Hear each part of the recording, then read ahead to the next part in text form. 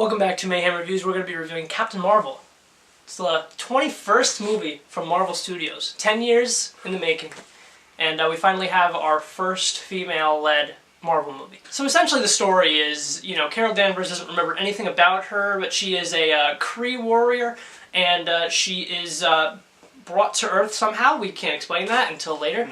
And it ends up becoming like this buddy cop movie with her and Nick Fury, and it's a lot of fun. And yeah, what did you think of Captain Marvel? I actually ended up liking it more than I thought I was going to. I had some low expectations going into this. A couple of my favorite reviewers gave it very meh ratings, so I went in expecting something way worse, and then actually kind of liked it a lot more than I thought I would. I feel like the action in certain scenes could have been a little bit better. I have some nitpicky things as like a comic book fan. Like, I do feel like after a certain point, there's not much struggle going on because of how powerful our character is. Right.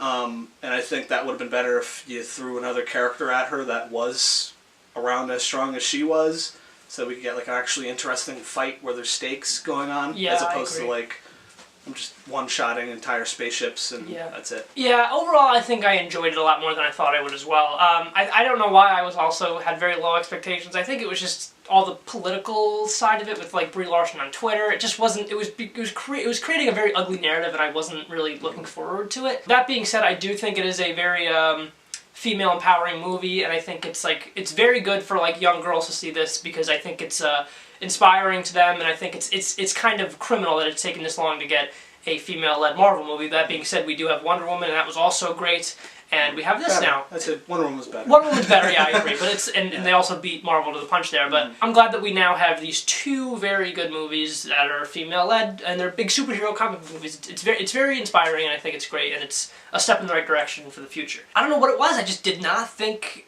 Brie Larson was. She can always grow into the role, but I didn't think that for this first outing anyway. I really did not think she was that great.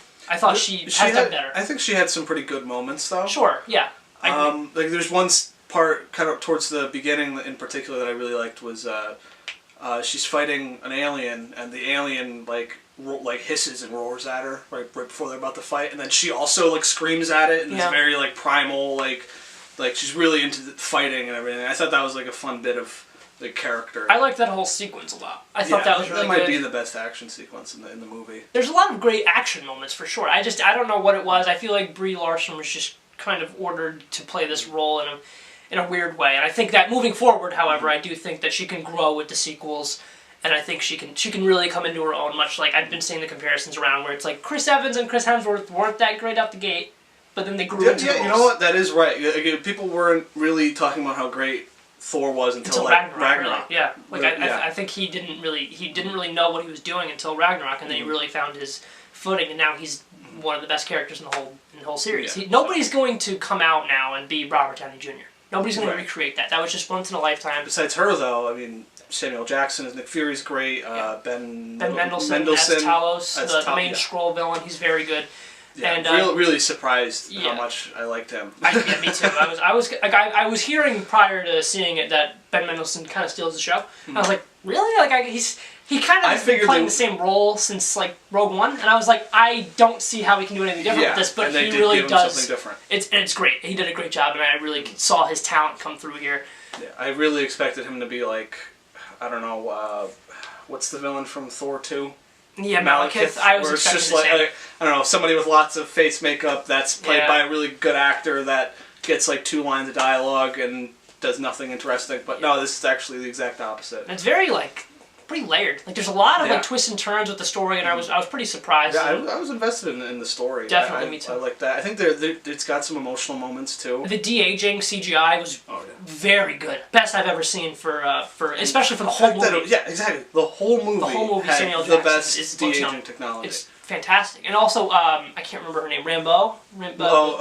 She was. Yeah. I really bought their chemistry. Brie Larson and her. It really seemed like they were good friends, and it's just another movie from Marvel, I think, and it's just one of these movies like a stepping. It's like Ant-Man and the Wasp and Captain Marvel. We've kind of been like, not a lull, but like certainly like less than great. Like, and now we have Endgame coming out. I wasn't really the hugest fan of Ant-Man and the Wasp, but I like this one a little bit more. I think it's just because of that. I think the story is better, and then that little bit of an emotional kick, and then the acting it has more interesting characters. I like this one a little bit more than Ant-Man and Wasp. Closing thoughts for non-spoiler, and then we'll jump into spoilers. I recommend it. I think it's an okay movie. I don't think it's not going to blow your mind.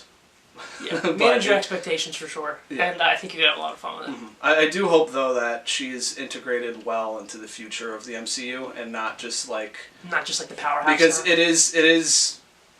They're acting as if she's been here the whole time, when literally this is the last movie before Endgame that she's been introduced in, and now it's going to be like, oh, she's been here the whole time. Yeah. She's the one that's influenced everything from, being in the past, and I hope it's done well when she meets the Avengers. Alright, so for spoilers, where did you want to start? The Skrulls aren't really the villains. Yeah, that was pretty awesome twist. I knew very little about the Skrulls, aside from like they can shapeshift and all that, and they're bad. Like, I knew that they were bad. And then when I started watching it, I was like, oh no, like, I saw them starting to turn that around, especially when, like, Ben Mendelsohn goes to the house and they start watching that video and stuff. They do a very good job of, like, playing with your perspective on things. The first moment you start to piece it together is when Ben Mendelsohn, as Talos, he's pretending to be a human who's watching over the autopsy of a Skrull. Yeah. And like when everybody leaves, he goes to the Skrull body and he's just like, we'll see you in the afterlife, my friend. And it's actually like a really sad scene. But at that time, you're supposed to think that they're the villain. So I was like, oh, this is going to be like a empathetic villain. Yeah. You can empathize with them. Like, you understand what Killmonger's doing, you understand what Thanos is doing. Like, you can probably start to see what the Skrulls are trying to do here. They just want a home. Yeah. And then it turns out that they're actually being hunted down by the Kree. Right. I expected the Kree to turn out to be dicks, because in the comics, the Kree are dicks. But also in the comics, the Skrulls are like villains. Almost even worse, I think. It's a good choice to change things up a bit, and I think there is still room for there to be bad Skrulls. Invasion too, especially to do that. Because that's what I was thinking about. Like, as I was watching the movie, I was like, wait a second, if the Skrulls are good now, and they're doing a lot of this movie building up the Skrulls, are you undoing it a bit when you bring Skrulls back and you have, like, I guess you could always have like a division of Skrulls that are horrible. I think because at the end Talos still survives, which is great. Right. I would love there to be like something where Talos is being contacted by other Skrulls who are like, we're gonna take Earth as our home planet now. Right. Yeah, that would be great. But Talos is like, no, like I don't want to do that. But maybe, like, there's a good conflict that could show up. Why else would you introduce the Skrulls? Yeah, because that was the second it was announced that the Skrulls were going to be in Captain Marvel, that was the first thing everybody thought was, okay, who right now in the Avengers team is a Skrull? And even Kevin Feige saying, like, oh, this movie sets up, like, the future for other movies, and it's kind of a gateway. They might go back and do something with that. I can definitely see the Skrulls playing a big part in the future. The cat...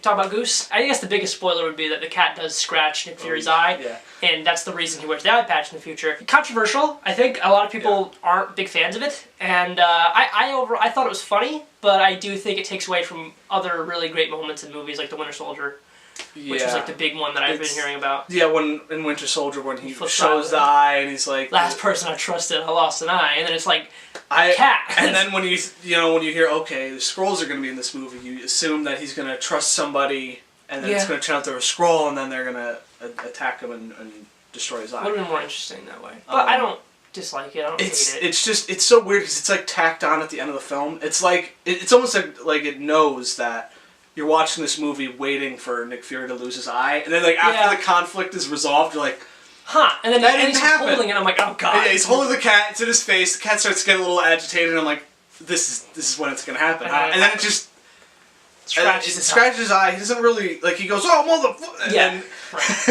And then, but like, he feels like pretty okay after. I'm like, you just lost your eye, and he's like having a normal conversation at the dinner table. Like, I'd be like on the floor, like writhing in pain, like screaming. Like, it's executed a little weird. Like, it's too much of a joke. And Nick Fury's not a very comedic character. Yeah. Like, typically in the other movies... he has his one-liners. Sure, but it's like, it's usually like badass, and like, he's like, in like Winter Soldier and the Avengers and Age of Ultron and all that stuff, he's like a very like no bullshit type of like leader. And I like that. And like in this movie, it's obviously before all of that. So like he's been through stuff, and it makes sense on where he ends up, but like, I just thought like him like being like, oh my god, little kitty, like I'm just like, this isn't the character that I've I've known for like the last 20 movies. The fact that he lost his eye to somebody that he trusted was something like you could tell that was a really important thing to him because he never trusts anybody in any of these movies like in the present time. For them to just be like, no, it's just a cat. It's just a cat. It's stupid. It's like, so that just takes away from his character arc that he could have had. But on the other hand, it's kind of like a subversion. So it's like, oh, you think it's going to be this big thing, but it's actually something really not. Yeah, and then like it makes later on when Coulson's like, so how'd you lose it? I heard a rumor about this, and he's like, I can neither confirm nor deny anything, and it's like, okay, like I get now he's like just trying to like make it sound more badass than this. Yeah, and I think it wouldn't have been as bad as if like the cat wasn't advertised everywhere, because the second the cat became like a main character in all the advertisements, everybody started joking like, oh, watch, it's the cat that's gonna slice his eye. And then it happens, and you're like, oh, that's. And then it's because you're almost expecting it because of like why else are they making a big deal about this cat in this movie? Where if you look in the old movies, it's clearly like some scratch marks over his eye. So now it's like, oh, god damn it, it's the cat. Some people are actually theorizing, oh, they could make that for like Wolverine or something, if they ever introduced him. No, Wolverine did that. Cut out his eye. That would have been like kind of cool. Like they were cool. saving that for that moment. But well, no, you can't do that. No, you can't do that unless you get rid of that again. The whole thing. Totally. Let's just reboot the Marvel universe. Why not? Let's do it. So let's talk about the Tesseract. I was very shocked to see that was in this movie. I don't think I picked up on everything. I'm looking forward to seeing it again. But is she powered by the Tesseract? Technically. Which is the same way as Scarlet Witch and Quicksilver are also the same and Vision, kind of way. And, right. And who else? There's another one. Doctor Strange, I guess. Well, yeah, with the Time Stone. Yeah. But, yeah, because they tried to make a Lightspeed engine from the Tesseract. So the Lightspeed engine that exploded and gave Captain Marvel her powers, it's technically from the Tesseract. Okay, that's pretty cool. I was happy to see Ronan and Korath again. Yeah, I was kind of disappointed that Ronan he just stands there. Yeah, and he does. I actually really liked Ronan in Guardians of the Galaxy because he was a one-note character, but his performance was just so like over the top and fun. Like he was really enjoyable to watch him just be this screaming lunatic. And in this, he's very subdued. He just stands there, and like you would hardly even recognize him. At first, I thought it was played by a different actor. I was like, is this him? And then I saw the credits, and I was like, oh, God, it was him. And I didn't really realize. It just feels weird that they got this actor back. They gave us this little bit of continuity, and he's just there for like 2 seconds. Shows up on a hologram. And he has like as much lines as Korath, and Korath was like not a very big character. Ronan, this comes to a point that I made earlier, is that I wish that somebody else fought Captain Marvel that was anywhere on her league, like at all. Ronan, you're saying? And I'm thinking Ronan, because they showed in Guardians of the Galaxy before he got the Power Stone, he was strong. Like he obliterated Drax. That's right. Drax like couldn't harm him at all. Right. And that would have been great if he stepped in and fought her, because in the comics too, Ronan is not a joke. Like he's really strong in the comics. The ending battle where she like gets all of her power released from within her, and she goes and starts destroying the spaceships, and then that's it. Like she doesn't actually fight anything in an interesting way. She just one-shots everything. And it was I see a lot of people saying the Rey thing, where it's like kind of like a Mary Sue, and then like she just kind of like really doesn't have any training. She just immediately knows how to fly and do all this stuff. Like, and I get like the plane training, but it's like it's still she's flying. Yeah. It's different. That also makes some like a fight, like an action scene, way more interesting when you have like stakes. Yeah, and then when she's fighting a bunch of the Kree soldiers, like they aren't any kind of a threat. No. What is it, Jan Rog? Was that Jude Law? Yeah. Jude Law, like there's a little bit of uniqueness to him. He's got this like weird wrist cannon thing that can like he could like grab things with it and throw them at her. But, that was cool. Like it gave him a little bit of an edge, but like not anything when she can just move at ridiculous speeds and destroy an entire like gigantic spaceship with like one attack. And then he's just some guy, which he does realize at the end, like when they're standing off, and he's just like, "I'm not gonna try fighting you." Yeah, he was just like, oh, "This is." Like I like that. Like, but and then she just like photon blast him, right? And then he just goes flying. Yeah, there really were like. It was entertaining to watch, of course, because it's like super fun to see her like fly around. It's crazy, cool, awesome. She never does anything that convinces me that she's stronger than Thor. Yeah, that too. That's the other thing. I know, like Kevin Feige really shouldn't have come out and said like she's the most powerful. She's more powerful than Thanos. She's more powerful. He apparently was, she could like destroy moons or something. I'm like, is there going to be a scene where like maybe there's an asteroid-sized thing that's like as big as the moon, and she's got to punch it out of the way or something? nothing like that. She No. just destroys a big spaceship. But like I just watched Infinity War where Thor's just takes a star to the body. Yeah, and then goes on to destroy spaceships the exact same size with as much ease. Like there's very much there. Yeah, that's why I think they should have had somebody else there that's really strong that she could have fought and it would have made it. Would have been able to show that. Yeah, whatever. I mean, it's just it's fun. It's entertaining. I guess we definitely have to talk about the end credit sequences. The first one we have is the one that I was like, oh my god. Like, I immediately was like, holy shit. Like, I'm so excited. And it was like, they show, Captain America standing there looking at, like, was it the death toll? Is that what it was? Oh, yeah. You have all of the people, like, how many people have vanished. And Still bearded, which I found interesting. When is he going to shave? Still bearded. I was very interested in that. And then I started looking into other things, and I kind of realized that a lot of the theories were starting to happen, and I like that. Well, not a theory necessarily, but like kind of speculation on some of the trailers where it's like it looks like it ended somebody out. Oh yeah. Especially when Captain America doesn't have the beard, I'm like, Captain Marvel's standing there. And then I was like, yeah, I'm looking for it, like in the Super Bowl spot when they're all like outside looking up. Well, yeah. That's Captain Marvel standing right there. It's great. Yeah, Captain America's got his beard, and they're looking at the pager, and it malfunctioned. It went off. I guess apparently they found his pager. It, and also how did they know it's Fury's other thing? I guess maybe Black Widow might have known about it. I don't know. Why did Nick Fury decide at the end of Infinity War was the big emergency to call Captain Marvel? Nothing about aliens invading New York and the Avengers, or literally a city about to fall and collapse and wipe out the entire planet. Yeah. And I really don't know. I mean, like, I guess, like I was saying to you earlier, maybe Nick Fury knew all the Avengers are super disbanded, Tony Stark is missing, what the hell do we do? And then that's like his last resort. He starts seeing people vanish, and he assumes that it has to do with... As far as he knows, Captain America's off the grid. Nobody's really around. There's nobody left. I guess he kind of depended on the Avengers for the other missions. He's like, we don't have to bother her. That's just the way I'm rationalizing it. There's probably it is a stupid thing, and he shouldn't have waited 20 years to contact her.